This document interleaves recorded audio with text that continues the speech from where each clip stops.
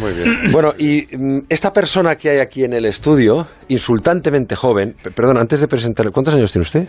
27. Joder. Qué barbaridad. No debería estar permitido 27 eso. años. Ponerle un impuesto. Les tiene a ustedes tres perfectamente calados. Ay, ay, ay. Ustedes, bueno, vosotros os acordáis de aquel mapa que os enseñé de influencers económicos, donde se os ubicaba perfectamente a ti en la socialdemocracia, al profesor Rodríguez Brown entre los liberales y a Marta así a medio camino entre unos y otros, acordáis, ¿no? Sí, claro. Bueno, pues lo hace la empresa de este señor. ¿De verdad? Qué bueno. Que se llama Grafes, es Victoriano Izquierdo Ramírez. Muy buenas noches. Buenas noches. Bienvenido. Gracias. Y muchas gracias. O sea que usted sabe perfectamente de qué pie cojean cada uno de estos tres. Bueno, sí, un poco. Ya.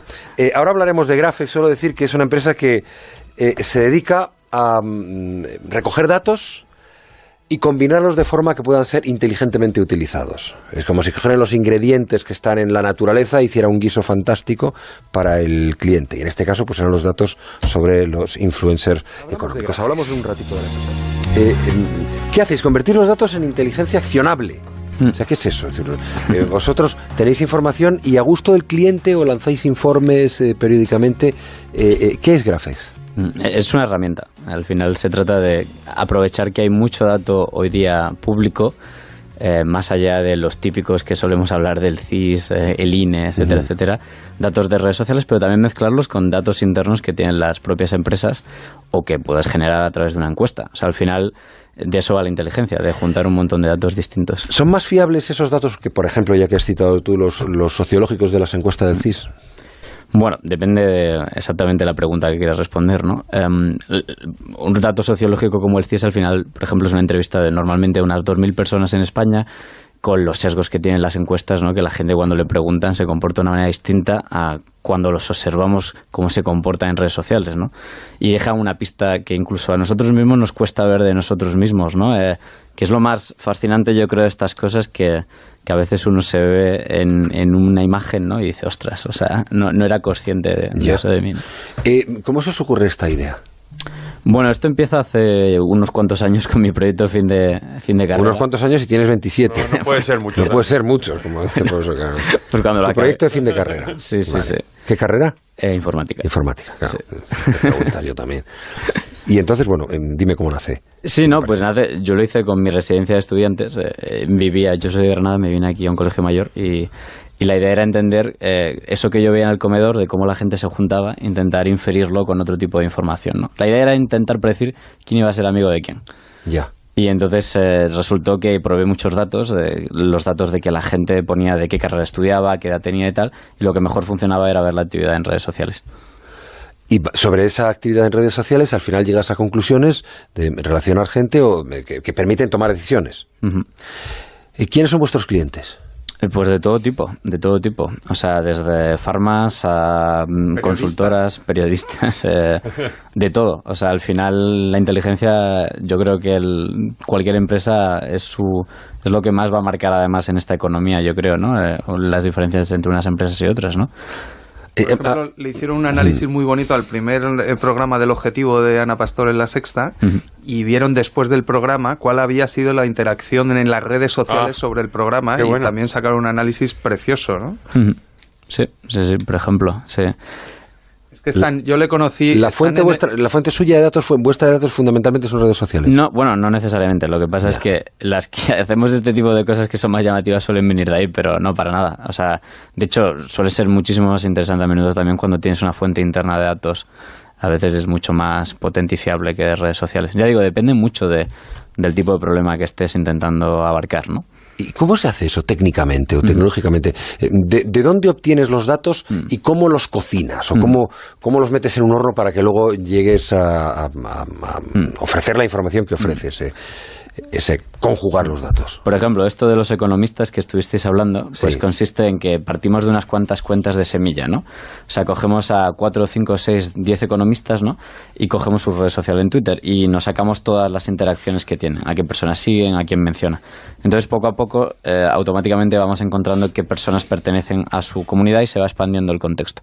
Entonces, llegamos aquí, hay unos 400, Y lo que hacemos es pintar las conexiones entre la gente que encontramos. Y cuando hacemos eso, es como si fuera una simulación física de partículas, ¿no? Si dos personas están muy conectadas, se atraen, y si no, se repelen. Y entonces empiezan a emerger estos clústeres, estos grupos de personas, y con un algoritmo detectamos qué zonas son más densas, ¿no?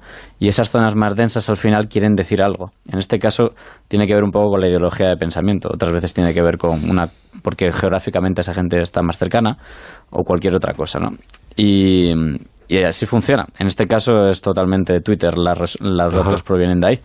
Pero ya digo, y la clave es entonces las interacciones que unos y otros tienen, porque alguien puede ser muy dado a discutir con una persona que opina diametralmente opuesto y tener mucha interacción con alguien que está en sus antípodas ideológicas. ¿O es también, tenéis en cuenta las palabras que se utilizan según qué conceptos y si son positivas o negativas? Si al lado de impuestos va un bien o va un mal, por simplificar. Pues depende del tipo de análisis que quieras hacer. A veces es interesante no tener en cuenta precisamente el contenido, porque te permite entender, bueno, pues esta persona, aunque está hablando con las antípodas, pues precisamente puede ser un conector de ideas, ¿no? De las antípodas con los otros, ¿no?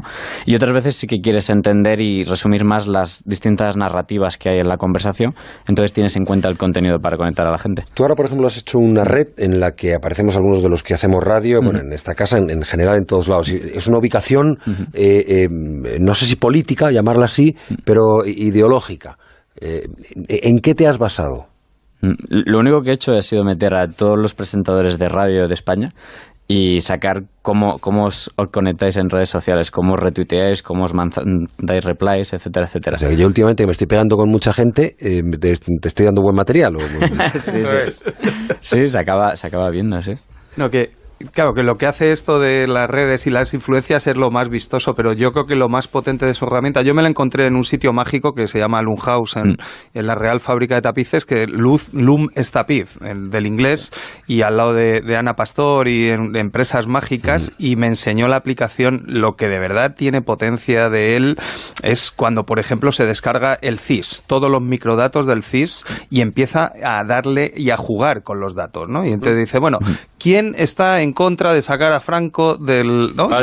Y empieza a cruzar por edades, por alturas, por quién tiene los ojos azules. O sea, reinterpreta el CIS. Brutal. O sea, un poco la historia es que la mayoría de medios, cuando cogen el CIS, simplemente ponen en agregado la intención de voto que hay. Y bueno, a veces hace esta famosa polémica cocina, ¿no? Pero muy pocas veces se mezclan varias variables, ¿no? De hecho, los más avanzados es cruzar la edad con qué partido votan, ¿no? Y sale que la gente mayor vota al PP y la gente joven a Podemos y Ciudadanos, ¿no? Y eso es lo máximo. Pero en realidad hay decenas de preguntas que se hacen en el CIS donde hay un montón de patrones ocultos súper interesantes que solo con una herramienta de este tipo se acaban. Qué bueno. Yo solo quería una pregunta rapidísima para que nos digas si detectas que hay mucha endogamia por ideología, si la gente al final tiende más a solo seguir y escuchar a la gente que piensa como él, o las redes pues van sirviendo para aprender de otros. Las cámaras de eco yo creo que son históricamente, siempre han estado ahí, siempre han existido. Es muy buena pregunta si lo que la mayoría de la investigación dice y lo que vemos es que efectivamente las redes sociales permiten que nos metamos más en nuestra propia cámara de eco y estemos menos expuestas a ideas externas, ¿no? Porque antes te comprabas cualquier periódico, ¿no? Y por casualidad veías a un columnista que no era de tu ideología, ¿no? O en la tele, ¿no?